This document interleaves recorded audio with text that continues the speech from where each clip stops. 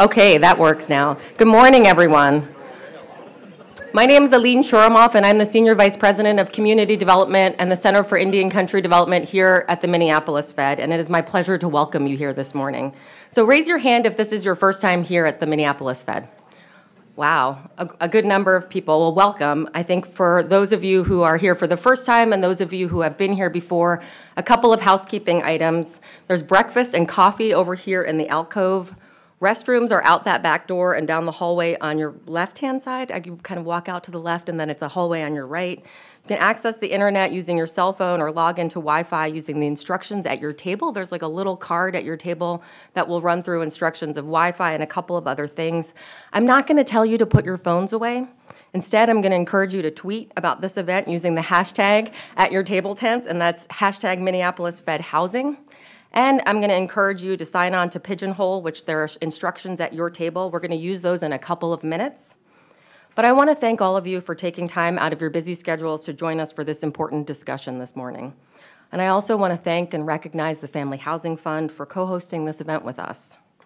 So if you bear with me here, we have a number of elected and appointed officials in this room, and I want to just ask you all to kind of stand and stay standing to be recognized for a second. Just bear with me. Please stand up. Welcome, all of you. Stay standing, because we also have a number of city staff in the room. These are the staff. Nope, don't sit down. Stand up. Don't sit down. The city staff that are in the room, please also stand. If you work for a local government, a regional government, a state government, stand up. These are the staff that support these policymakers. Yep. Thank you for being here. If you are a developer, would you also please stand? Don't sit down, developers. If you're a developer, please stand up. If you are a nonprofit housing advocate or someone who thinks about and researches housing policy, stand and stay standing. If you are someone who cares about housing issues in our region, stand and stay standing. So do you see where I'm going here? Now stop and look around the room. That's right, stop and look around the room. We are all here today because we share a common interest in housing in our communities. Okay, now you can sit down. And one of the reasons why we at the Minneapolis Fed wanted to serve as a co-host of today's conversation is because we want to help elevate and create a network of peers who can come together and dig into some of the most challenging issues our region and our communities are facing. And we know housing is one of them. So I am delighted that you're here. Today's workshop is also designed to be interactive and action-oriented. See, I already made you get up. And so we have a great lineup of speakers, but we also have significant expertise in this room of all of you sitting around the tables. And so I'm really looking forward to our conversation today. The first part of this interactive component of this workshop is my colleague Ron Feldman. He's going to walk us through a little bit about some polling system and talk about what we want to get out of today. Ron Feldman is our first vice president, and in Fed speak, that means he's our chief operating officer. So welcome, Ron Feldman.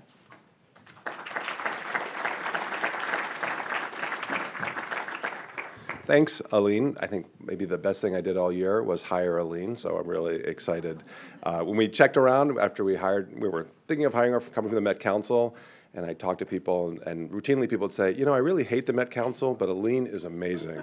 And so someone who can navigate that is terrific. And I think that really speaks to why we're here today, which is why we're here in this building. I was not actually surprised to see the number of hands of people who haven't been in the building. Most people say when they come here, you know, I always wonder what you guys are doing in that building and all the security.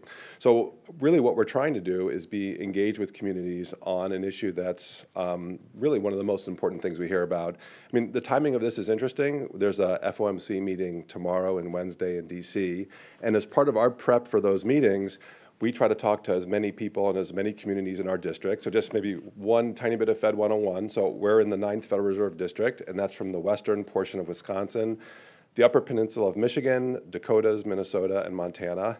And it doesn't make a difference where you are in that entire district, from rural areas that have been suffering from tough economic conditions for the last 30 years, to areas like Bozeman, Montana, which are just booming.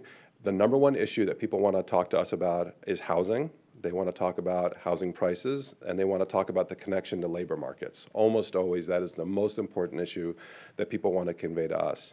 And so what have we taken away from that? Well, we need to become more knowledgeable about that, but that also we have a role that we could play, we hope, which is we're a nonpartisan We don't get involved in politics. We're very focused on data and analysis, and we're trying to figure out where we can be constructive and move the housing debate along. And one thing we heard from a number of folks is, if you can bring in national experts on issues that we think are really important and set up a way for us to have conversations as a region and as cities and as counties and nonprofits and developers around some of the issues that are sometimes hard to talk about otherwise, that would be a big service. And so this is our first attempt at doing that. Our goal is to do this on a regular basis. We're thinking of doing something on preserving existing affordable housing sometime later this year. But really, we want to be responsive to what you think would be important. So that's going to be an ongoing theme here, which is we want to figure out how we can be helpful. We want to be responsive to what you think would be constructive, and you're going to get questions along the way. So before we have the people that are doing that, we said this is going to be about bringing experts in. We've already had two Fed people talk. This is going to feel like a fundraiser if I introduce another person before the experts. So why don't we move to this Pigeonhole part of the discussion? So Pigeonhole is just a technology that many of you have used. You get your phone out, and then you can answer a question, and then we can see what the answers are here. And so, so if you see here, there's the instructions. So go to pigeonhole.at and you enter this passcode. I'm just going to wait just a couple of minutes to see if let people do that. And the first question is going to be, tell us the one question that you want answered on inclusionary zoning. If you've ever used this kind of technology, if you start citing, your code and you make it 4 sentences long, it's not going to really work. So briefly, in a sentence, what's the one question that you want answered on inclusionary zoning? And this is part of our effort to, if we don't answer it today at this meeting, that we want to follow up and we want to make sure we're being responsive to what we're hearing. And the way this works, you can put in your own question, but if you like someone else's question, you can crowdsource it and you can vote on it. And it should be on your table how you can do this.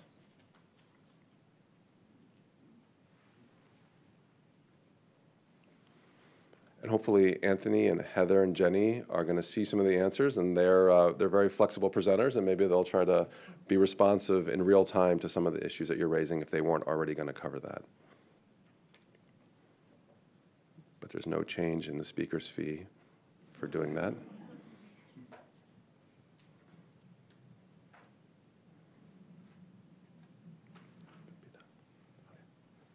Turn it back over to you. What did you want to do, or just want to do one? Yeah. Is that okay? So what do we have? I love it. There's 130 people here, and there's going to be 146 questions. So that'll be good. So I'll let this sort of play out a little bit. And again, this isn't just, some of this is to be engaging, and as Aline said, not have this be something where the meeting is really people speaking at you, but having it be a two-way discussion. But we are serious. We are going to try to follow up with you. We did ask people, you're seated in a deliberate way with people who are on sort of the same path that you're on around inclusionary zoning, but maybe other issues, and we want this to be an ongoing discussion around inclusionary zoning and other key policy issues that are going to be salient to the Twin Cities and other areas around housing. Yeah. So why don't we let you finish up? We'll give it another minute, and then we'll get the program going. Thank you. And again, thank you for being here, and if you have any questions at all about it, anything that we're doing here at the Fed, housing or otherwise, please seek me out. I'd love to talk to you about that. Great. Actually, we can leave this open, so as you kind of think of questions, you can continue to put them up, which I think is actually really helpful to see what kinds of questions folks have. So now we'll move into the speaker portion of this workshop. So you know in advance, I'm going to ask Jenny, Heather, and Anthony to come up and give their presentations first, and then we'll ask all three of them to come up, and we'll do questions and answers at the end. So if you do have a question, jot it down or put it up here. And it might be a little while before we have the opportunity to have the speakers get to it. So it is now then my pleasure to welcome Jenny Schutz, a David M. Rubenstein Fellow in the Brookings Institution's Metropolitan Policy Program. All of the bios are in your packet, so I'm not going to go into a long presentation about who Jenny Schutz is, but please join me in welcoming Jenny.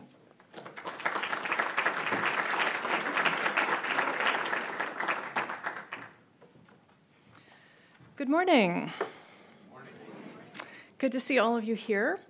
So I am going to give you sort of an overview of what inclusionary zoning is and a little bit of what we know about inclusionary zoning in other cities and regions from the academic research and evidence. There's a very fancy clicker that has all sorts of buttons, so hopefully I can remember which one is forward and backward. So this is going to be sort of an introduction to the concept of inclusionary zoning. I'm going to talk a little bit about how it's intended to work, because it's really important to understand the way inclusionary zoning works with market rate housing, to understand how it can produce affordable units. And then I'll walk you through a little bit of the evidence, what we know on how inclusionary has worked in other cities, and give us some starting questions to think about for those of you who work in cities and are thinking about adopting inclusionary. What are a couple of questions to ask yourself to guide whether this is the right policy, and if so, how you might design it? So first of all, inclusionary zoning refers to a whole set of policies that have as a common theme they either require developers or give incentives for market rate developers to set aside some affordable units. So inclusionary is different from a direct subsidy program where the government is providing some money to offset the costs of this. It's really riding on market rate housing development in order to create some affordable units. And I gave some examples of how this works in the mandatory context versus an incentive program. So under the mandatory context, a city could say, if a developer wants to build, say, a new subdivision or a new apartment building, that some % of the units have to be set aside for inclusionary, for affordable housing. And the developer, in order to get permission to build, has to comply with this. The other way to set them up is to make it a voluntary program with some sort of a cost offset or an incentive for developers to participate. You could build a subdivision that's 100% market rate, but if you include some affordable units, then you get to build more units on the same parcel of land, right? And so how these cost offsets work depends on the kind of structure of the project. As Heather will walk you through later, there are lots and lots of design choices with inclusionary, and so there are many programs that don't look all that similar to one another except for this sort of broad structure that they're building off of market rate development. And I noticed one of the questions, by the way, that came up before was how inclusionary interacts with rent control. And I'm going to punt on that for the moment, but I think that's an interesting one that we might want to come back to on the panel. How does inclusionary interact with other kinds of affordable housing programs that the city may have? How does inclusionary zoning work? So at its base, this differs from subsidy programs because there isn't a direct public subsidy involved. Not surprisingly, inclusionary has become more popular over time as particularly federal funding to provide direct subsidies to low-income households has shrunk. So this is one of the resources that local governments have that they can create below-market units without either getting assistance from federal or state government or without increasing property taxes on their existing residents. So it's become quite popular for those reasons. It's really important to understand that inclusionary is pro-cyclical. When housing markets are expanding, when there's a lot of market rate development, when there's strong demand from high-income households, inclusionary will produce more affordable. When the housing market slows down, as it did during the Great Recession, and there isn't a lot of market rate housing being built, there also won't be affordable units created out of inclusionary. So it's one of the considerations if you want to have a program that works against the housing market cycle. Inclusionary is just not designed to do that. Their big question is who pays? So somehow these affordable units get created magically, there's no public money behind it. How is it possible to create low-income units without having a direct subsidy? And the answer is that it gets paid for by one or more of these groups: the developer, the people who buy or rent the market rate units in the new developments, or the landowner. Which one pays more of the cost of this depends a lot on the design of the program and also on the housing market conditions. So to give you a couple of examples of how this works, so the way inclusionary was originally envisioned, in cities or markets that have very strong demand for market rate housing, so a San Francisco, a New York, a Boston, you've got a lot of high-income households who are willing to pay very high prices or rents for market rate housing. The developer may be able to essentially charge a little bit more for the market rate units, and then the additional rents on those units allow them to set aside some units for below market rate. So it's an internal cross-subsidy that the developer is structuring, and the costs are being borne by people who rent the market rate units at higher prices than they would have otherwise. If the developer isn't able to pass along the costs to the market rate renters, then the question is, does the developer essentially absorb some of the costs in a lower fee? And that really depends on what the other options are for developers. So for instance, if there's only one town or city in a metropolitan area that has inclusionary, the developer may decide not to build in the town with inclusionary and go to a neighboring jurisdiction that doesn't require this, right? Or to be willing to build in the jurisdiction with inclusionary, they may negotiate a lower land value from the landowner in order to do the project, right? So reduce the land costs up front in order to come out at the return that the developer requires or the investor in the development requires. The program structure can also help offset this. So either a mandatory or a voluntary program that has substantial cost offsets to the developer allows them to absorb the subsidy of the below market units while still meeting their investment hurdles, right? So density bonus is the primary way this happens. By letting the developer build more units and get more profit on the market rate, they can provide the subsidy while offsetting the loss to the profit. There are lots of inclusionary programs. We've tried to analyze how much affordable housing has been produced, and the short answer is there's an enormous variation, in part because these are structured in really different ways. They're very different communities. So this is a summary of a number of individual research projects that have been done to assess the quantity of affordable housing produced. This is focusing on four of the regions that have the highest prevalence of IZ across the metropolitan area: Northern California, Southern California, Boston, and Washington, D.C. New York City also has inclusionary. New York is a very strange market to try to extrapolate, so we put this up here for comparison, but its program is also a little bit different than most others. So you can see from the second column here shows you the average number of inclusionary units that are produced per year since the program has been in existence. These have been adopted at various points in time. And you can see this varies quite a lot. So the DC suburbs, most of the inclusionary programs are counties, so they're quite large. Montgomery County, Maryland has the oldest IZ program in the country. It's been in existence since the 1970s and has produced more than 10,000 units over that time period. The Boston area suburbs, these are mostly very small places. They don't build a lot of market rate housing, but you can see they've produced on average fewer than 2 housing units per year since they've been in existence. Part of that is that about 40% of these jurisdictions have never built any affordable units under inclusionary. So that was actually one of the surprise findings, that a lot of places have inclusionary on the books, but it really never gets used and it hasn't produced very much. One of the other key questions is, well, if you adopt a program that is in some senses a tax on new development, what are the impacts going to be on private market housing? In particular, we would worry in a place that has a strong demand for housing, if this discourages additional production or makes housing more expensive, then that's going to offset some of the benefits of creating affordable units. It's very difficult to pin down exactly what inclusionary does, in part because they've been adopted in really different underlying markets with different designs at different time periods in the housing cycle. So there's been a fair amount of research.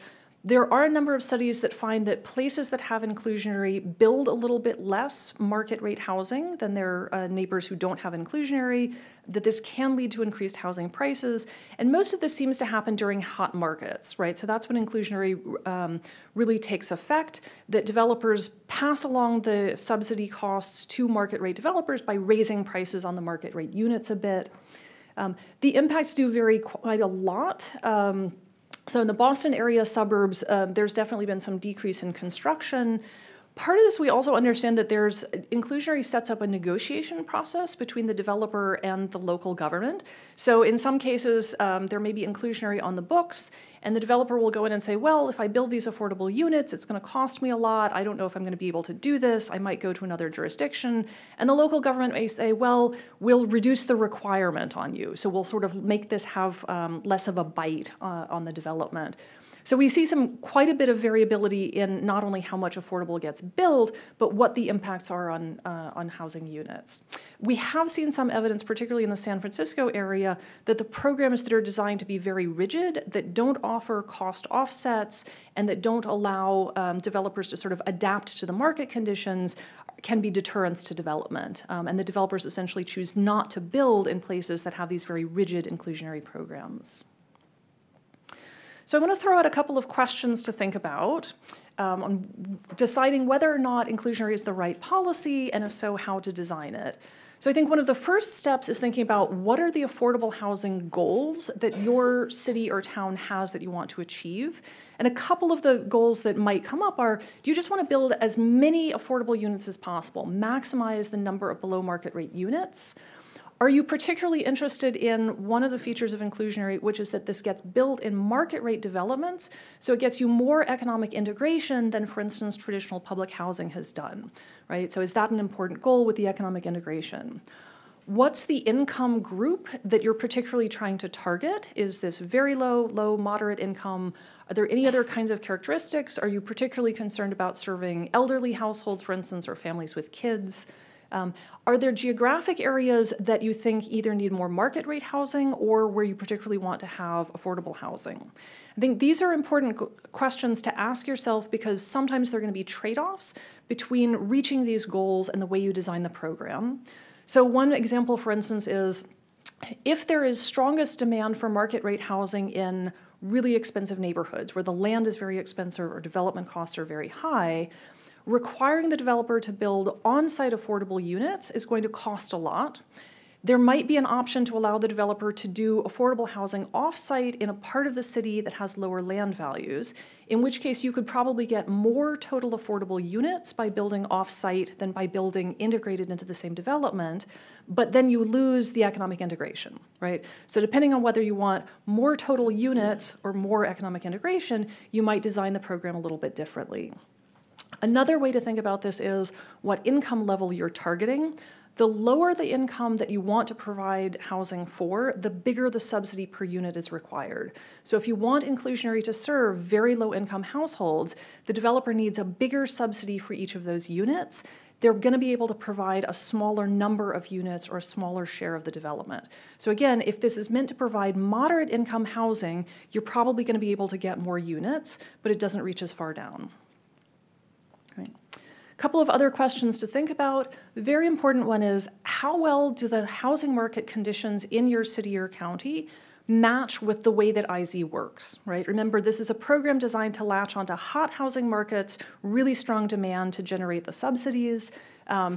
Think about also what's going to happen when housing market conditions change. They may be hot now, but at some point markets may soften. Do you have a program that accommodates changing market conditions? Do neighboring jurisdictions have inclusionary? This is a particularly important one. If you're the only city in your metropolitan area that adopts inclusionary, it's easy for developers to build elsewhere. If you're a suburb and there are lots of other suburbs that have pretty similar kinds of housing markets, it's going to be harder to get developers to want to do inclusionary in your jurisdiction unless you provide pretty substantial cost offsets. Local government capacity is something that I think a lot of the early adopters hadn't thought about. Inclusionary is a complicated program. Heather's going to walk you through some of the design choices. This is a difficult one to think about. There are lots of questions to decide up front. How do you want to set this up? This is also a program that requires substantial ongoing monitoring and administration. So every time the developer applies for permits, there has to be this conversation. How many affordable units are you going to build? If there's going to be some sort of cost offset, how does that work? That requires staff time and staff expertise. Very importantly, if you want to know how well the program is working, you need to keep track of the affordable units that get built. There's a certain amount of compliance monitoring. Say a tenant moves in and then changes over. Does the developer continue to make that unit affordable to a low-income household? Do they meet the income thresholds? So this is a little bit like running a voucher program where there's some ongoing monitoring of income and compliance within the projects. Monitoring where the units are, so you have a sense of, are these being distributed across the jurisdiction? A lot of local governments did not build in the capacity to do this sort of data collection and monitoring or the compliance. So we found when we talked to local governments and asked them how many affordable units have they built so far, that about a third of the Boston area jurisdictions didn't have any records on this or didn't have it in a way that they could answer that question. So this is not a light program in terms of its requirement for staff resources and capacity, and it's worth thinking about, if you want to adopt this, are there ways to structure it that it's a little bit more automatic and not as heavy a lift on your local government? So hopefully that will get us started with some good conversations. Heather's going to go more into the nitty-gritty details, and I look forward to talking with you throughout the day.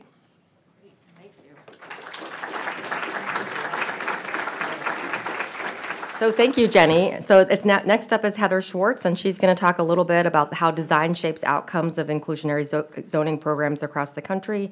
Heather is a senior policy researcher at the RAND Corporation. Again, her background is in the her bio is in the packet. Please join me in welcoming Heather.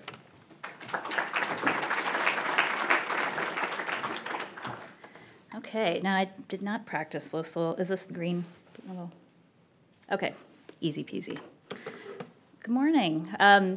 It was so fun to fly in, even though it was kind of dumpy weather, because I grew up in Chanhassen, and but I live in New Orleans. I have moved out when I was 10. So I haven't seen anything that's happened to Prince's lair, or back in my day, it was like his purple house was in the middle of a cornfield. It was just so odd in Chanhassen, but anyway, lovely to be back here. So like Jenny said in her nice setup, I'm going to get more into the nitty-gritty of the design choices. And so today I'm just going to explain what we did in a 2012 study of 11 different inclusionary zoning programs. I'm first going to summarize for you the outcomes, like looking across these 11 programs, what did we find? But then I'm going to spend most of my time talking about 4 categories of design choices for you to consider. Okay, so just so that you know where this is coming from, I'm drawing on this report that we did, published in 2012. It's available for free. It's on rand.org. If you type in inclusionary in the search box, you will find it. I wrote this with Lisa Ikola, Kristen Leuschner, and Aaron Kaufner. Okay, so here's the 11 programs that I mentioned. And we called each of these programs up and requested as much program documentation as they had, including their address list, and did some interviews to write up their profiles of each of these programs. We selected these intentionally for geographic diversity and also to capture some relatively new programs as well as some of the oldest programs. So what you can see here is they're ranging in size from a small of 54 units produced. This is cumulative. This is not annual like Jenny's numbers. So a small program like Davidson in Denver was as yet still small, up to the very largest and oldest program, Montgomery County. And really, all of these programs had 2 goals: produce affordable housing and do it in an economically integrative manner.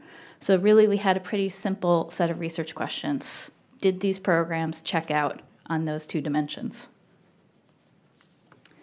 So looking across the 11 programs, aggregating all 15,000 IZ addresses together, which we geocoded to connect to census data and to school data, it pretty much checked out. Yes, these programs tended to serve low-income people. The programs mostly capped eligibility at 80% of the area median income. That's AMI, and you'll see it on several slides, which is HUD's definition for a low-income household. However, some reserved some of the IZ homes for households up to 100 or 120% AMI. By and large, IZ was serving owners rather than renters.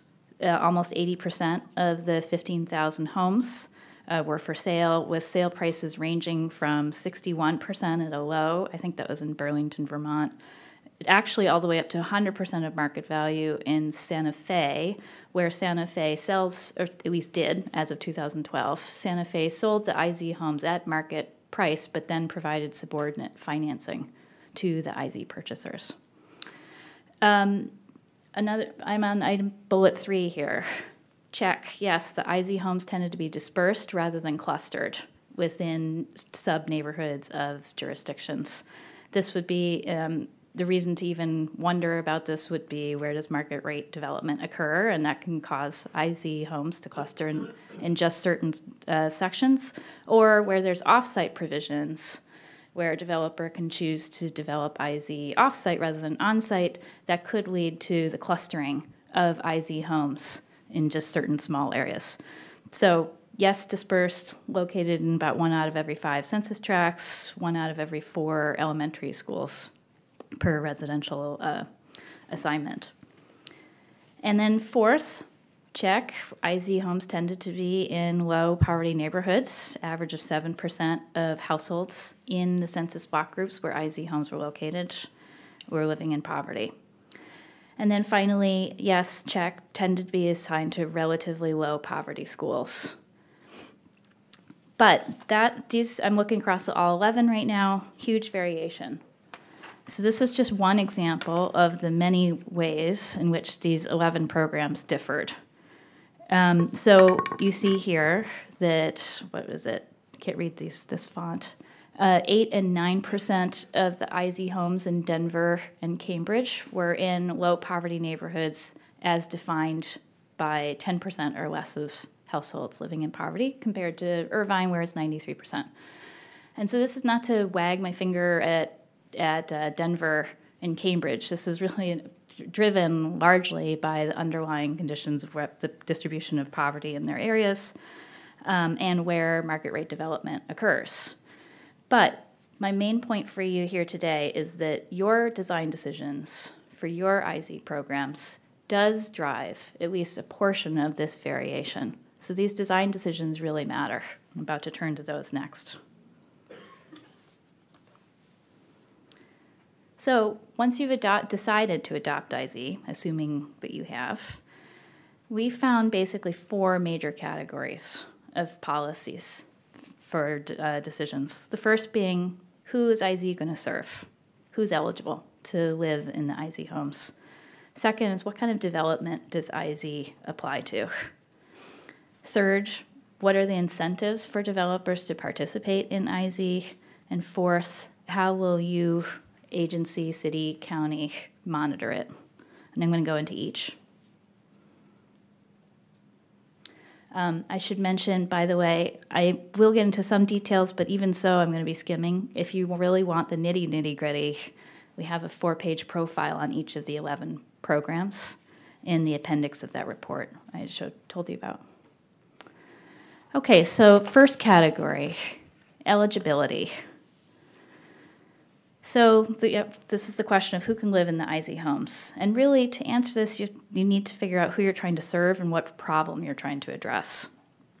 And it really depends on your local housing market conditions. So just for example, to give you some flavors of what these different IZ programs we're considering. Some we're thinking about trying to solve for teachers, firefighters, other public sector employees being priced out. And so they wanted an IZ program that could retain public sector employees. Some were primarily concerned with a severe lack of affordable rental housing.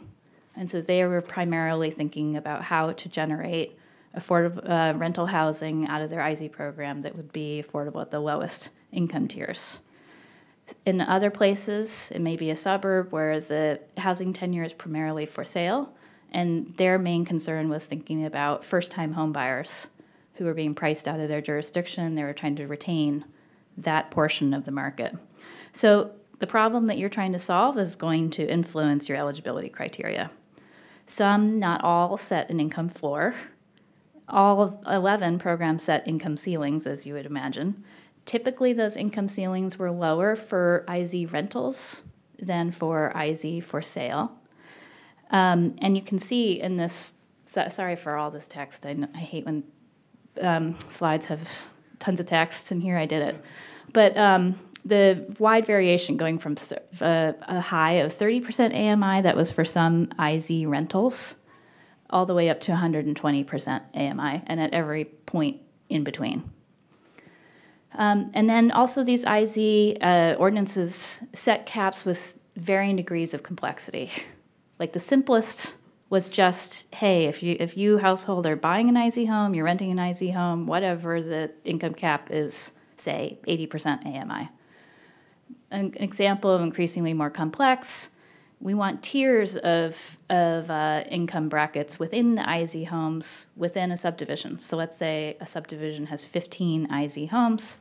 5 of them must be sold or rented to the lowest income bracket, another 5 to the next bracket up, and then the final 5 yet income bracket up. You can imagine the increasing complexity of intake and monitoring for that kind of a scenario. Yet another stripe of complexity, I think this is Irvine allowing developers the choice of either renting a smaller proportion of homes as IZ if they hit a lower income bracket, or they could choose to have more IZ homes in their subdivision, but targeted at a slightly higher income bracket. Again, it's just, I mean, there's more variance in this, but this is just to give you a sense of the range and options. And then finally, there were some non-income-based criteria like only first-time home buyers qualifying, home buyer training being required, or eligibility for people working in certain types of jobs. Here's another text-heavy slide. Sorry, guys. Okay, so then there's a set of choices about what kind of development that IZ applies to. The first question being, is your ordinance voluntary or mandatory? And here I would recommend mandatory because the voluntary ones, as Jenny mentioned, have produced as many as no units, as few as no units, or very few. A number of the 11 programs that we looked at used to be voluntary, produced nothing, and converted to mandatory. Second category is about tenure. What are you trying to target? Is this an IZ ordinance for ownership only, rentership only, some mix of the two? Most often those 11 programs served a mix. And what the tenure of the IZ home simply followed the tenure of the market rate development. So if developer A is developing 50 for-sale homes, a portion of those 50 for-sale homes are IZ and must also be for sale to match the tenure of the market rate. What your local zoning ordinances or stipulations are about multifamily dwellings, and what the market demand is for in your jurisdiction is really going to drive the profile of your IZ homes. The third decision is about minimum development size. What triggers IZ? So I know I think it's 5 to 50. Actually, I was rereading last night. Santa Monica triggers IZ if there's 2 or more homes developed. That's the smallest that I saw.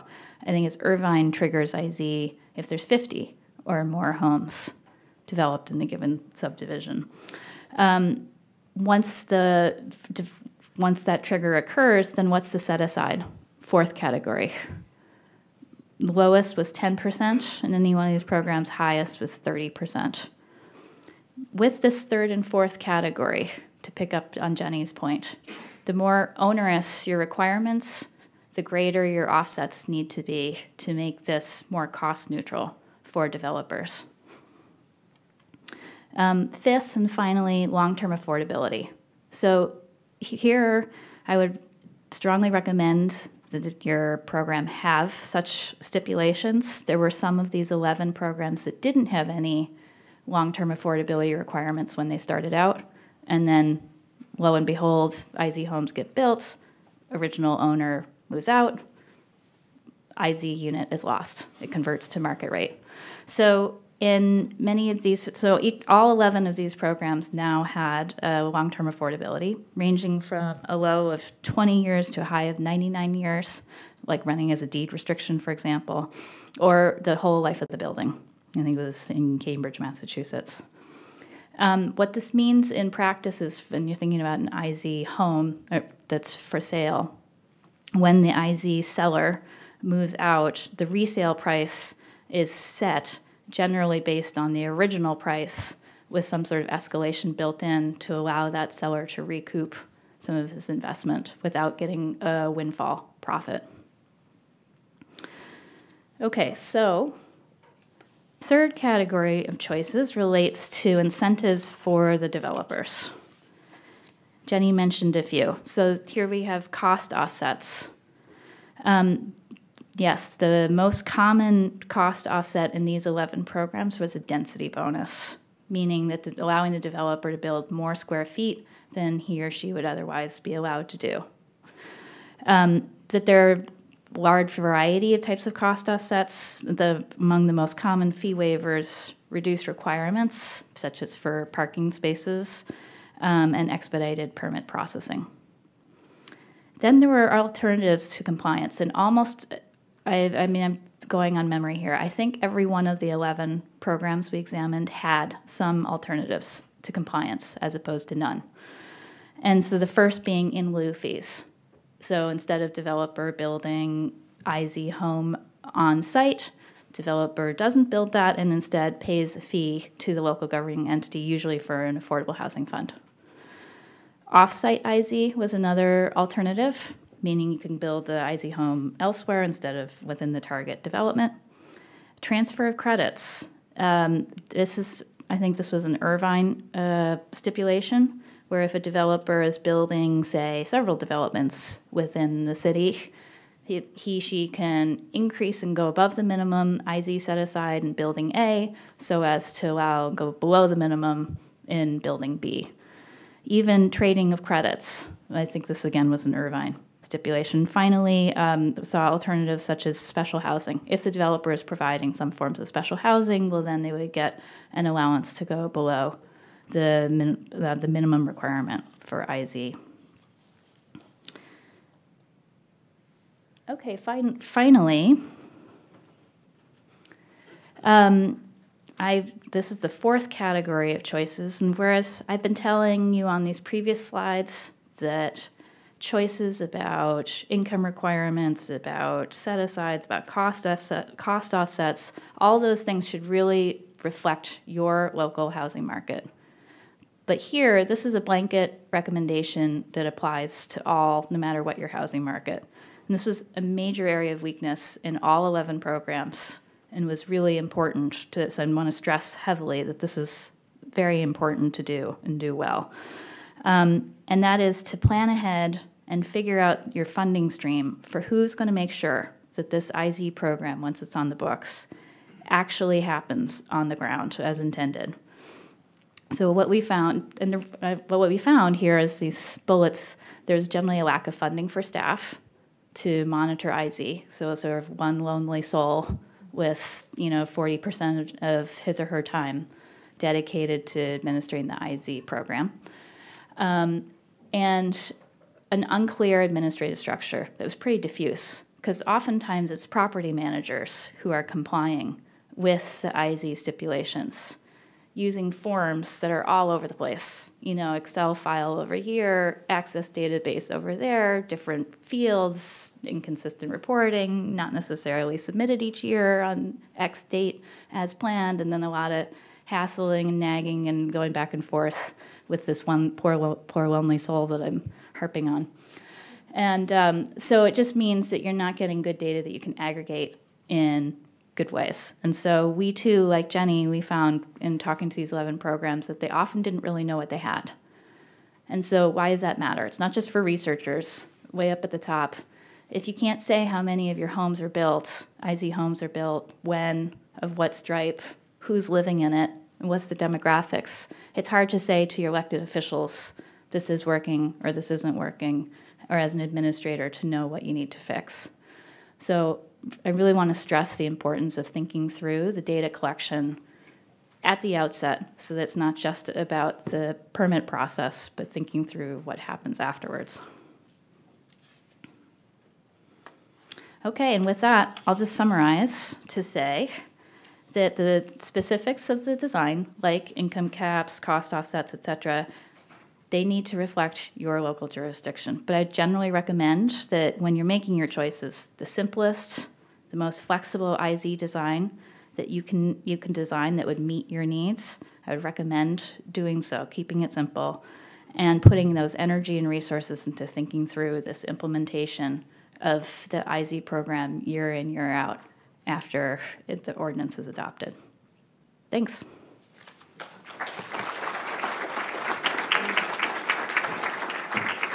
Great, thank you, Heather, for that. Our next speaker is Anthony Simpkins, who's joining us from the city of Chicago. So he'll be kind of providing the practitioner perspective where he serves as the managing deputy commissioner for the Housing Bureau. Please join me in welcoming Anthony.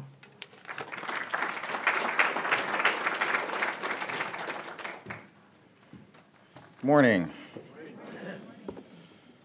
So, I work for the City of Chicago's Department of Housing. See if I can work this clicker. Here we go. All right.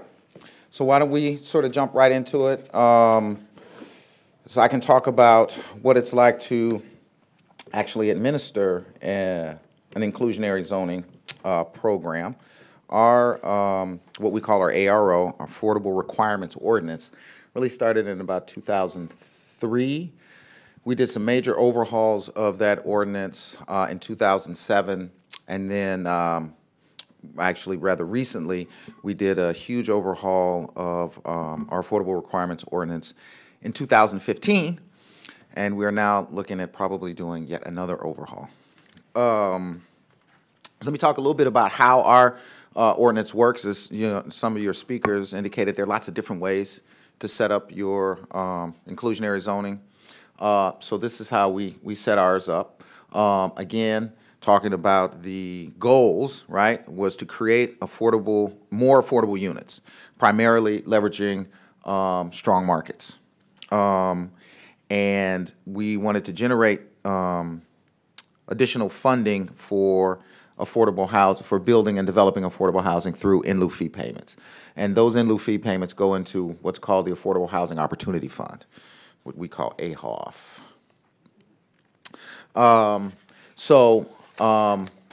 To trigger our Affordable Requirements Ordinance, our ARO requirements, it applies to any residential development that gets some sort of a public benefit. So that's city land, some financial assistance, city financial assistance, or the most prevalent trigger for affordable, the ARO, is some sort of a zoning change, which allows you to increase your density.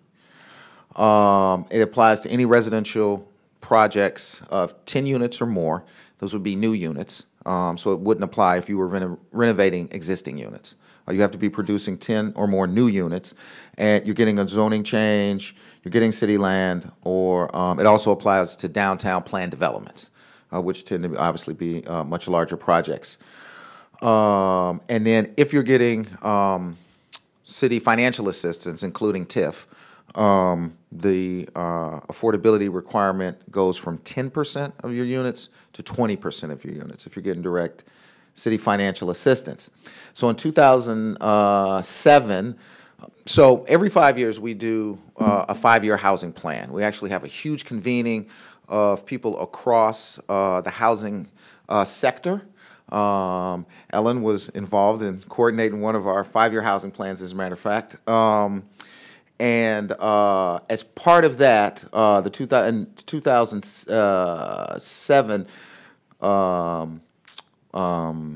retooling of our ARO rose out of this convening of stakeholders that said we need to do something new with our Affordable Requirements Ordinance.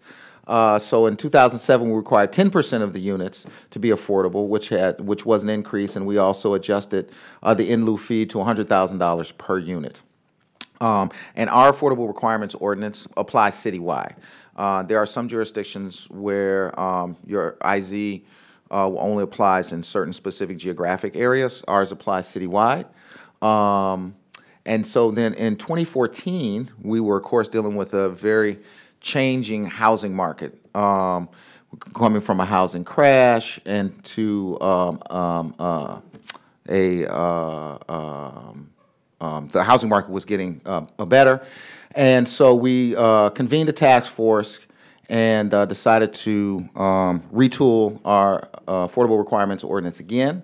The goal was to create more units, but it was also to understand that because we had a citywide ordinance, we understood that there were different markets in the city, and so we needed to make some adjustments for the fact that we had different markets.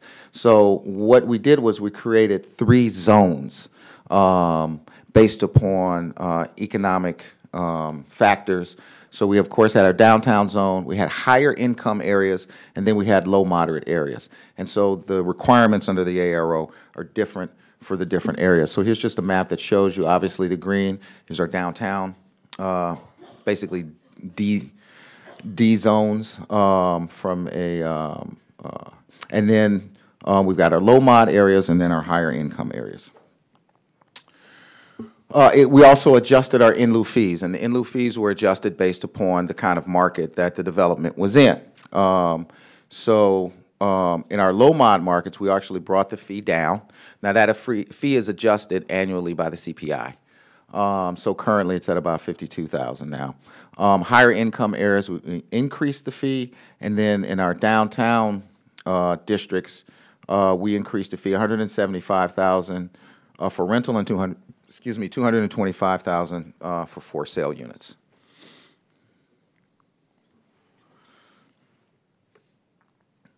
It's interesting. One of the things that we have found is that she mentioned the CPAN program. So the CPAN program, new for sale units are actually put in our Chicago Community Land Trust, and so that's how we secure the long-term affordability for those. We actually have a land trust that puts deed restrictions on those units and keeps them affordable for the long run. But what we found is that the vast majority of units that are created under our ARO are rental units. We have much more robust rental market in Chicago over the last few decades than a home ownership market, certainly in our strong neighborhoods. What we are finding also is, as I was thinking about some of the comments from our previous speakers, one of the things that we're finding is that we don't necessarily see the cost of land reflecting the ARO requirements. Land it just costs what it costs in these strong markets, and we're not seeing that reflected in the sale price of land. Some of that, I think, has to do with the fact that we actually have a very robust market in Chicago. Chicago is still very affordable when it comes to land costs and development costs as compared to other large cities like San Francisco, New York. And so the market is still very, very strong. And essentially what we're seeing is developers are simply absorbing that because the rents that they can get, because remember, this is mostly rental projects, the rents that they can get are so high that they can really absorb the cost. There's no subsidy that's necessary, even though we do have, a lot of them are taking advantage of our density bonuses and our transit serve location bonuses that allow them to get more density. So they're getting more units and more net operating income. And so they're able to absorb that into that larger benefit. So we're not seeing it sort of passed on. We're not seeing a demand for us to provide any sort of incentives or subsidies beyond that. And I think the other thing is that there was a mention about the fact that in some markets, and this is true, if you have inclusionary zoning and sort of your neighboring jurisdictions don't have it, some developers could make the choice to say, well, I'll just develop someplace else. That has to be mitigated, however, by how strong the market is in your neighboring jurisdictions, right? And the market people want to live in Chicago right now. So there's not really that kind of a choice for a developer who wants to develop high-end rental, 300 units high-end rental. There's no place else that you're going to build that around there, right? You have to build in Chicago. And so that gives us a little more leverage. Let's see where we're at. So we also, for the first time when we redid the 2015 ARO, allowed off-site units. And we'll talk a little bit about the off-site units. Developers in higher income areas and downtown had the option to build their off-site units within 2 miles of the development and within the same income zone. So if you're building your development in a higher income zone, your off-site units had to be within the higher income zone and within 2 miles of your project. Same thing for downtown. Now, downtown for sale, the rule was changed so that you could build it anywhere in the city. But what we were finding was there just isn't a lot of for-sale development in our downtown D districts. The off-site units needed to be comparable in size and quality, and they had to be constructed sort of at the same rate. You can't sort of build your triggering project and then say, we'll get to the affordable ones later. You sort of have to build them all at the same rate.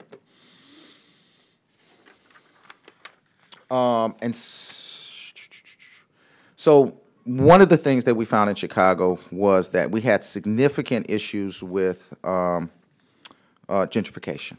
We had neighborhoods where existing renters and existing homeowners were really just getting priced out of the market, and there was some push to figure out how to resolve this issue. So one of the things we did was we created a couple of pilots under our inclusionary zoning ordinance. Here we go. So the pilots were to respond directly to these affordability concerns. Most of these came out of planning processes in the targeted neighborhoods where this loss of affordable housing became a key issue, and the high concentration of high-end development was occurring. The goal was to get more units created and stop gentrification in these hot markets. So what the pilots did, in each of the pilots, we raised the affordability requirement from about 10% to about 20%, 15 or 20%, depending on certain conditions. We actually eliminated the in lieu fee option. So the affordable units had to be created. And a couple other, we put some special programs in for existing residents to help existing residents. One of the things we found, however, is that we obviously instituted the pilots in the areas that had the highest level of developer interest and development. They were producing the most units in the city, which is why, you know, gentrification was becoming an issue. They also generate the highest percentage of our in lieu fees. So as the pilots have come underway, we have actually found that our in lieu fee collections are being reduced. Our in lieu fee collections support both our low-income housing trust fund, which provides subsidies to our lowest income renters in Chicago, and then the other half goes to support affordable housing development. We'll talk about that a little bit. But so that's one of the adjuncts of these pilots. These pilots are actually very effective. So just overall, right, measuring success. So we've produced, now this would be since 2015, we've produced, no, I'm sorry, it would be since 2007. We've produced about 800 affordable housing units and collected about $94 million in lieu fees. And then these are some of our pilots. These pilots were introduced in 2017, and they've produced about 175 or so ARO units, about 170 ARO units. And this is our Affordable Housing Opportunity Fund. These are in lieu fee collections. So from about 2007 to 2015, we collected about $65 million in lieu fees. From 2015 to the end of last year, we collected about $93 million. Overall, about $87 million of that went to the Affordable Housing Opportunity Fund, and I'll show you how that's broken down in a minute. And then the rest went to our Low-Income Housing Trust Fund. It is probably the main funder of our Low-Income Housing Trust Fund, which gets a little money also from the state. But interestingly enough, one of the things that we did was we decided to use some of our in lieu fees not directly just for funding our multifamily development, which is, it's good, I mean, because we pair it with other funding sources when we're doing our multifamily development. It comes out to an investment of about $200,000 a unit when in our in lieu fees. However, we also are funding some very interesting and innovative programs with our in lieu fees as well. So we have an opportunity investment fund. We work with a CDFI partner and banks to create a fund that provides low-cost lending capital for private developers that are purchasing existing market rate developments in very, very high income areas. And in exchange, we get some affordable units, about 20% of their units affordable for about 15 years. Same thing with our Preserving Affordable Rental program. That's a newer program, and essentially what we do is we use our funding to refinance private debt. Very, very low interest rates, very, very favorable terms, and we get some affordable units in return. So there's just a number of some neighborhood-based programs, some purchase price assistance programs. Our flexible housing subsidy pool provides rental subsidies for people that are coming out of homelessness. So we've been able to leverage the in lieu fees, which are very, very important, to support some of our programs. So again, measuring success. We talked about our speaker talked about the fact that sort of measuring what you do, where are your units, how much do they cost, how do they compare to the market rate units, so you have some idea not only of whether your program is working, but sort of where your units being produced. So this is just sort of a map. The green dots actually are units that are supported by our Low-Income Housing Trust Fund. And then the red dots are units that were produced on site in the actual developments themselves. There's a couple yellow dots that you see here, which are the off-site units and some units that we developed ourselves. But as you can see, I mean, it's especially if you count the Low-Income Housing Trust Fund units, they're spread all over the place. But as you see, right, inclusionary zoning is supposed to leverage hot markets, right, and produce affordable units in those markets. It's a tool to help reverse patterns of segregation. And as you can see from the red, that's exactly what we're doing. The green, however, shows that sort of our patterns of leveraging the in lieu fees that we get tend to follow the same pattern of where do we have to spend our money? We have to spend our money in the neighborhoods that lack investment otherwise, right? So that's primarily where our in lieu fees are going. Okay. So the other thing that we're able to do is because, again, Chicago has a very strong market. We have a number of really, really big developments that are going on. Obviously, not just Chicago, Atlanta, and some other places have what we call these mega developments that are happening. But we've been able to use the plan development process, the PD process. That's where we have some flexibility, where we can essentially negotiate the affordability requirements in these. And so we've been able to negotiate some pretty robust and innovative leveraging of these large developments to produce really robust, affordable numbers of affordable housing units. Our Lincoln Yards development, some of you, because it was in the news a lot, some of you may have heard of this development. It's about a $6 billion 10-year term investment in an old rail yard that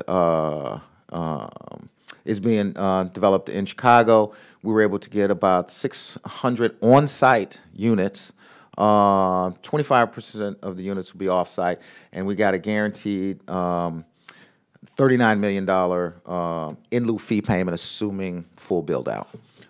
We've been able to leverage a couple other ones. The 78 is an interesting one. We actually were able to work out with Related Midwest, not only a guaranteed in lieu fee payment based upon percentages at full build-out, but we're able to negotiate with them an actual upfront payment of about $10 million. Gave them a discount over time, obviously, because these in lieu fees would come in over time. You've got a CPI increase. So we were able to do some net present value calculations, and but that $10 million is going to really help our Low-Income Housing Trust Fund and some other stuff like right now. Anyway, so we're able to do some really interesting stuff, but you guys are probably more interested in how we do this thing on the ground, right? How do we monitor and administer this thing? So I want to talk a little bit about just lessons learned, and she's right, staffing. We had 3, and now I've got 2 people running this program for the 3rd largest jurisdiction in the country. But they do a fantastic job. They do a fantastic job. And we are in the process of sort of upgrading our technology-based, so that we can monitor these more. But just let me walk you through sort of the process a little bit, right? So you're a developer, and you're going to do a project. You know that project is going to be subject to the ARO. So you contact my staff, and you actually fill out a form that gives us a bunch of information about the project. You can do it online, and you submit it to us. We then sit down with you and talk you through, well, here's the stuff that you have to do. You can go on and apply for your building permits, but your building permits actually have a hold on them, and you cannot get your building permits until you have negotiated with us what your ARO requirements are and have signed a covenant with us, which is recorded against your project. And then if you're doing off-site units, then it's also recorded against the off-site units. So you have to actually secure the land or the building where you're going to do your off-site units so that we can record our covenants before you can get your permits, including your foundation underground permits too. Once that is done, then you build your units. Your affordable units have to be delivered at the time of or before your market rate triggering units, whether they're on-site or off-site. And then your in lieu fee payment has to be paid before your permit issues too, which sometimes creates some issues because their in lieu fee payments are coming out of close of financing. So, but we've been able to sort of work that out. So what have we found? Let's see. Probably clearly articulate the policy goals. It needs to be very clear exactly what the goal of your inclusionary zoning is so that all of your stakeholders understand what that is. One of the things that we found in Chicago is that inclusionary zoning is very visible because it usually involves your larger scale developments. It's, at least in Chicago, it also tends to be related to issues of segregation and inclusion and other stuff. So it's very visible, and people often want it to do a lot of things that it's not necessarily designed to do. So you should be very clear with all of the stakeholders involved, what's the goal of your inclusionary zoning policy and what can it achieve and what is it not designed and what is it not designed to achieve. That needs to be very clear, I think, because it just cannot be all things. So in Chicago, one of the things we find is that there's a concern about there's not enough family-size units being developed because the units that you develop under our inclusionary zoning policy have to be comparable with the units that the market is creating. Well, the market is creating studios 1s and 2s, right? We have a large need for 3 and 4 bedroom units. So as a push to make our inclusionary zoning policies create more family units, our inclusionary zoning essentially creates workforce housing. As you heard, just like most of the other jurisdictions, our income restrictions are somewhere between 80 and 120% area median income, depending on whether you're talking about rental or home ownership.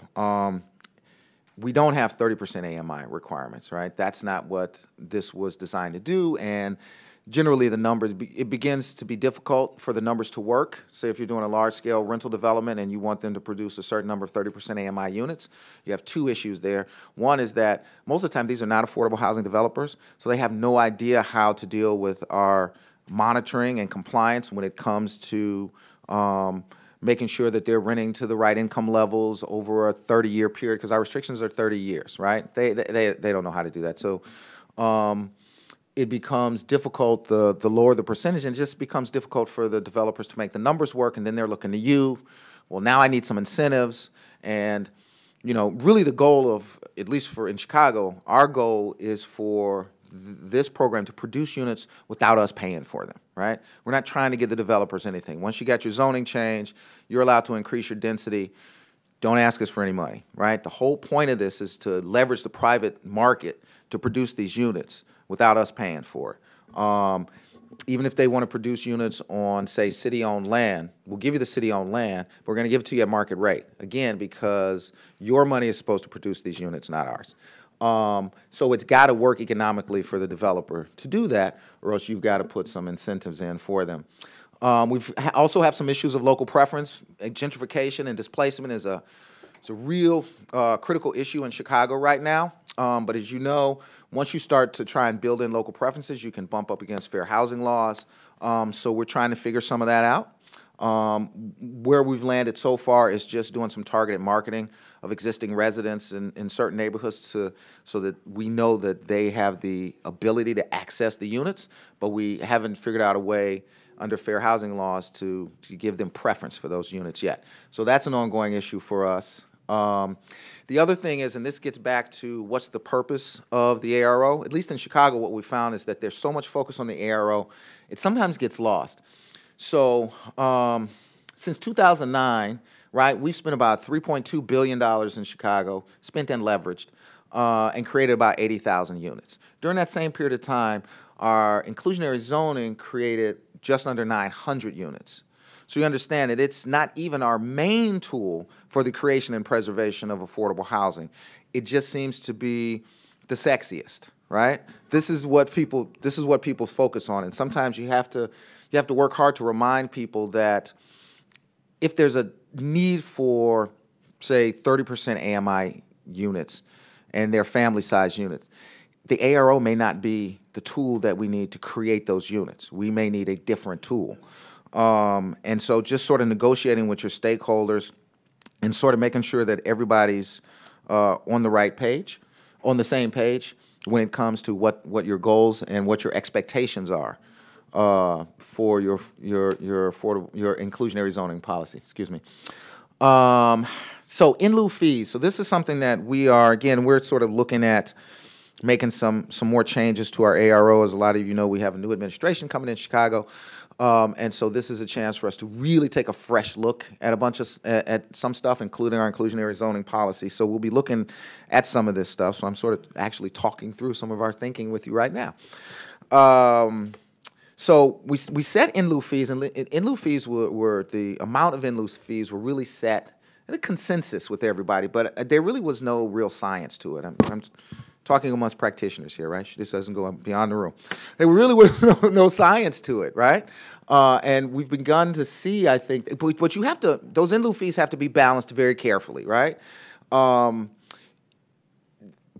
collection of in lieu fees, you want there to be some incentive for part of the obligation to be fulfilled through the payment of in lieu fees, because those in lieu fees are important. You can use them for stuff, right? On the other hand, you don't want the in lieu fees set so low that the incentive is really for nobody to build anything and for them just to pay the fee. Because the paying of the fee is obviously easier, right? You don't have to worry about building units and all of this stuff. So there's a balancing. But what we're saying is we think that the in lieu fees probably should be set a little closer to the actual, how much it actually costs to produce a unit, so that other factors besides just the amount of the in lieu fee factor into when the units are built and when the fees are paid. And what we find is that that actually helps to produce the units where you need them. Let me see, what else? And just the characterization of the in lieu fee. This is something that, maybe it's particular to Chicago, but the in lieu fee is often described as developers opting out. And sometimes it's difficult to explain to people that the way our inclusionary zoning ordinance is set up, the affordability obligation sort of has 3 different ways that you can fulfill that obligation. You can pay some fees, you can build units on site, or you can build units off site. And they all sort of produce affordable units in one fashion or another.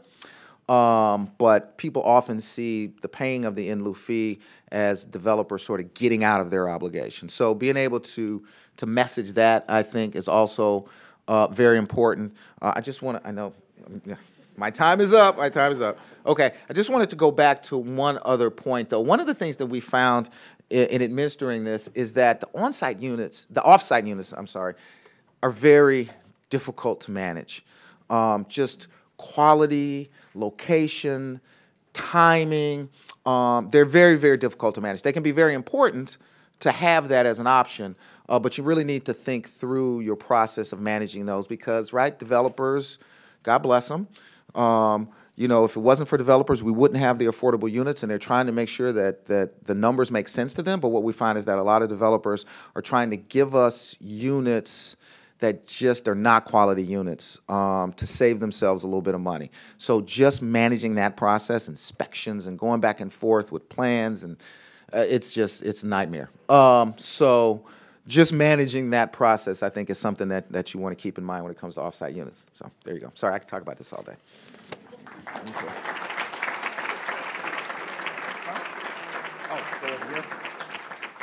Great. Thank you, Anthony. And now I'm going to welcome our other speakers back up to the podium so that we can start our Q&A.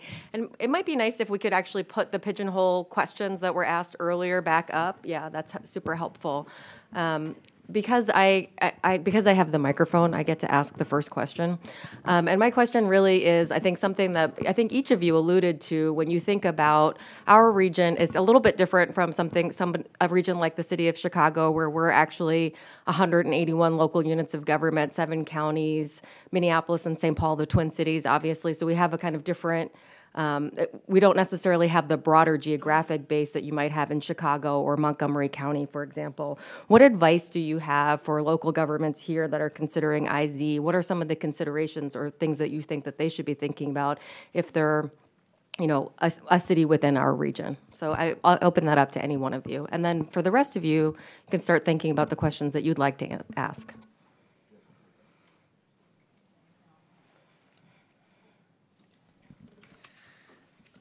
So both in terms of the ability to get affordable units and not put a damper on market rate development, not push away developers, our research shows that the larger jurisdictions have an easier time doing that. So, within the DC region, you have the district, 3 of the big counties, Fairfax, Montgomery, and Arlington, that are part of the core urban region, all have this, and they have used this partly because they're big. They're a big part of the housing market. Developers want to build there because that's where the high demand is, that's where the high rents are. They're also bigger local governments with the capacity to do all of the things that Anthony was talking about. They have full-time planning staff. They have housing inspectors. They can manage the program. So the jurisdictions that have really struggled, I think, to make inclusionary work, both to get something from developers that they want to improve the affordable stock and to not have this just overburden them, the smaller suburbs have really had trouble. So within Boston, for instance, the city of Cambridge, which is a pretty good-sized jurisdiction, has a very active inclusionary program, but some of the smaller residential suburbs, the places that are sort of 10, 15,000, that may have one half-time planning staff, have really had trouble working with developers because it's going to be a negotiation process. And those are the ones that, by and large, just haven't gotten a lot of affordability out of this, and often have just wound up sort of ignoring something that's on the books because it's just too complicated. Great. Does anyone else want to take that, or is there a question from the audience? Could I just go ahead, please? Yeah, I think just from a practical standpoint, probably the simpler the better. You got to remember that this is inclusionary zoning, so the developers that you're working with primarily are not affordable housing developers, right? So the easier the process is for them and for your staff, I think that helps quite a bit too. Great, thank you. Any questions from the audience? If not, go ahead, sir. Sorry, can you just wait for a microphone because this is being live streamed? Thank you. Hi, my name is Jack Can with the Housing Justice Center in Minneapolis. One thing that's come up in Minneapolis that I actually haven't seen any discussion of anywhere else is the possibility of using inclusionary zoning to trigger tax increment from market rate rental developments that are generating huge amounts of new taxes, but without inclusionary zoning, couldn't be tapped to produce. In Minnesota, housing tax increment district the increment can be used anywhere in the city for 25 years, and imposing tax increment on new rental development can turn that new rental development into a tax increment generator that can produce housing for the rest of the city for the long term. So is your question, have you seen that anywhere else? Thank you. That's my shaking head. No, I have not heard of that anywhere else. Have you guys? No? That's interesting. I think probably the example would be some of the things that we've negotiated in some of these mega development plan developments that are going to be generating quite a bit of increment. And so, like Lincoln Yards, for instance, we created a TIF for Lincoln Yards. And most of that TIF money, though, is actually being used for infrastructure. The affordable requirements are coming out of, are being leveraged from the investment that the developers make. And again, the idea of inclusionary zoning to use the developer's own capital, the leveraging of the profits that they can make off of the development to create the affordable units. So the tax increment financing and the affordability requirements are actually kind of separate. Thank you. Go ahead. Steve, just wait for the microphone, sorry. Actually, there's one on your table.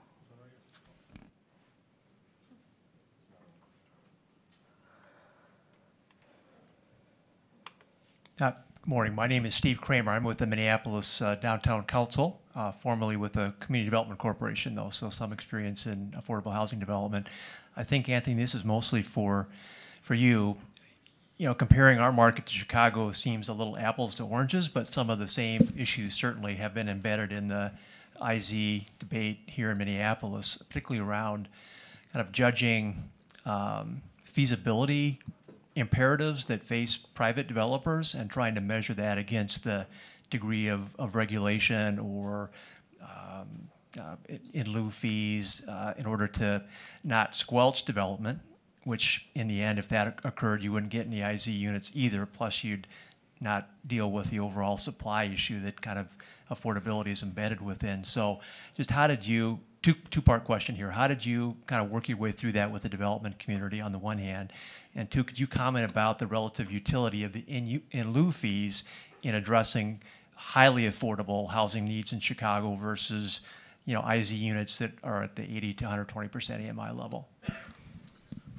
So, so I think part of the answer to your question is, for instance, when we retooled we amended our affordable requirements ordinance in 2015. That came out of a planning process where we included the development community, both for-profit and not-for-profit developers, in that process. So they had a hand in helping us figure out what those in lieu fees should look like, what the affordability requirements should look like, I mean, you know, part of it is that developers are, for the most part, at least the for-profit developers, are in the business of making money. So everything is too onerous, right? We always start with the baseline that we can't afford that. You're going to stifle development. No one will ever build here again. But they also have equity requirements and underlying. Oh, yeah, no, absolutely, right. So, I mean, at some point you get to a place where, you know, the numbers really do make sense, right? And you push them a little bit. I mean, again, the comparison is a little difficult. Chicago is such a large jurisdiction, and we have such a robust market right now. But when we did the ARO, I mean, the private development community absolutely said, you're going to stifle development. You'll never have another apartment building built in Chicago if you do this. And the market actually ticked up after we passed the ordinance. But I think involving them in the conversation, and I don't know sort of what the magic sauce is for how you set your in lieu fees, but I think it's something that you need to think deeply about for sure. Great. Councilmember Naker, if you just wait for the microphone, please. You have a question? Can you raise your hand high so we can see you? Hi, I'm Rebecca Naker on the St. Paul City Council. With your permission, Aline, I actually have two questions. Okay. One is a policy question, I guess more for Heather and Jenny. I know you said sort of simpler is best is kind of the generalization and larger is better. Are there any other specific elements of the policies that you've seen that you can sort of blanket statement say, make a policy more likely to succeed over another? And then Anthony, I'm wondering if you could maybe talk a little bit about the politics of inclusionary zoning, not just the policy.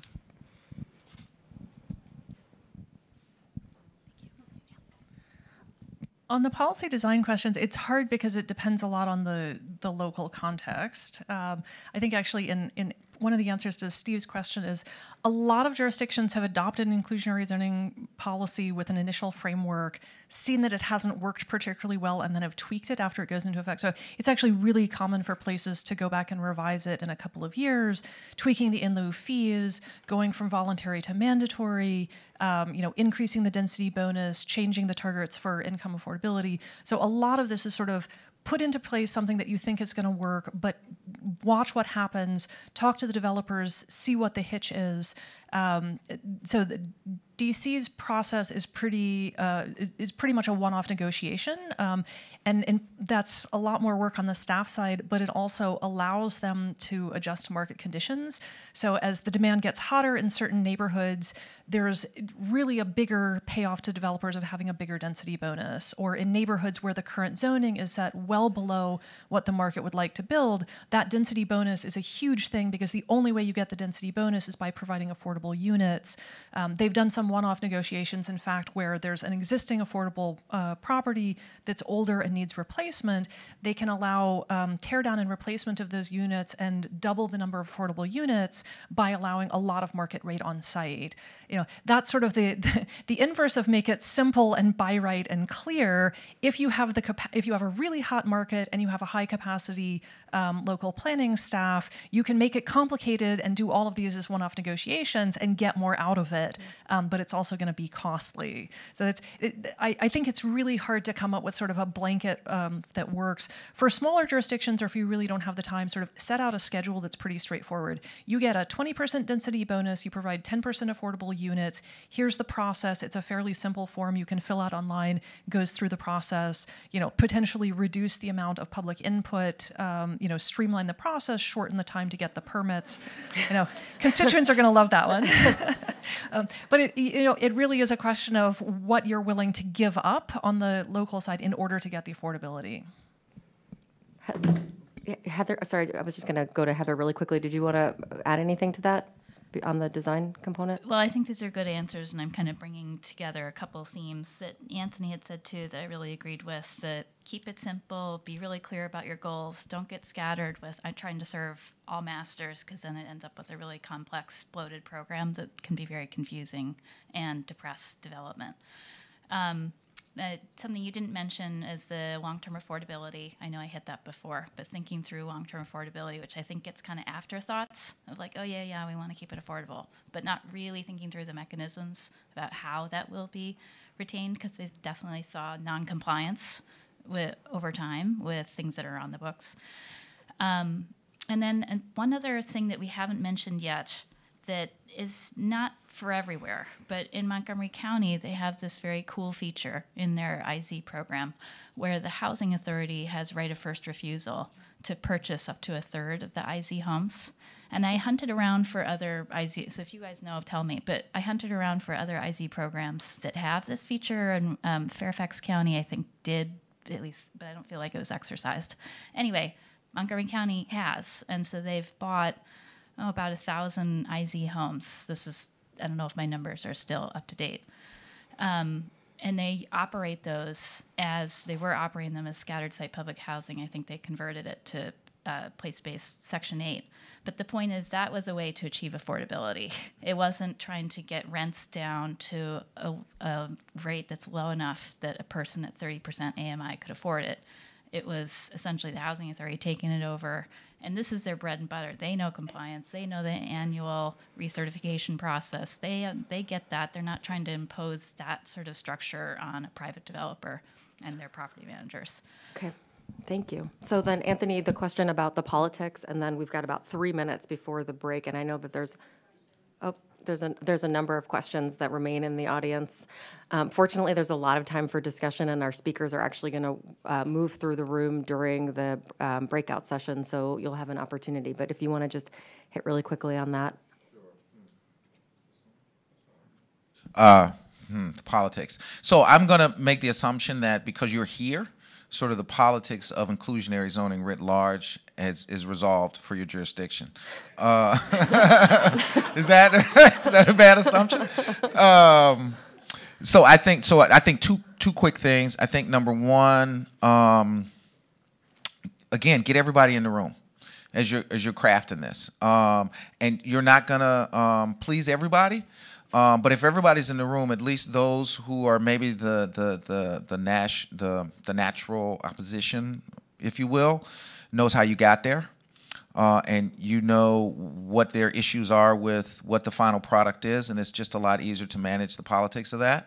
And then I think the other thing is, to her point, you got to actually the choice between something that's very simple and rigid, which is so much easier to administer, versus something that's more flexible so that you can really negotiate what you need sometimes, is a bit of a political decision. And the more flexibility, the more issues you have with maybe individual councilmen and stuff like that coming in and saying, I want to do something special with this project here.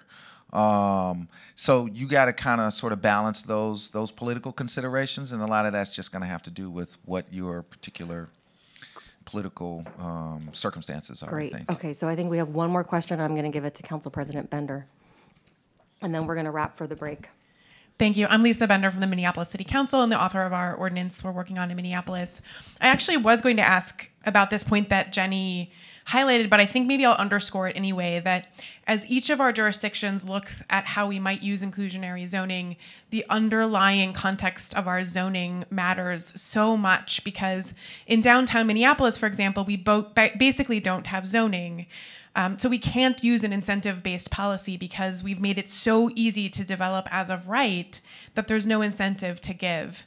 And that starts to lead us to more of a mandatory policy, or understanding how we can use our existing regulatory context. We could make it harder to build in order to then leverage our market for an inclusionary zoning policy, but that didn't seem to make a lot of sense since we've been going this particular direction for 20 years. So I think, as you know, everyone in our region right now are working on our comprehensive plans and implementing them, so that underlying question of how easy or difficult have we made it to build as of right is so important as we look at IZ. And then I also wanted to say, and maybe this is what I'd invite you to comment on if you'd like, as you compare the inclusionary zoning policy to status quo, I know everyone in this room is working on this, but I think it's important to say out loud, the status quo is we build a train or make a big public investment in parks or schools, and it often leads to displacement, because the status quo is when we make public investment as public entities without any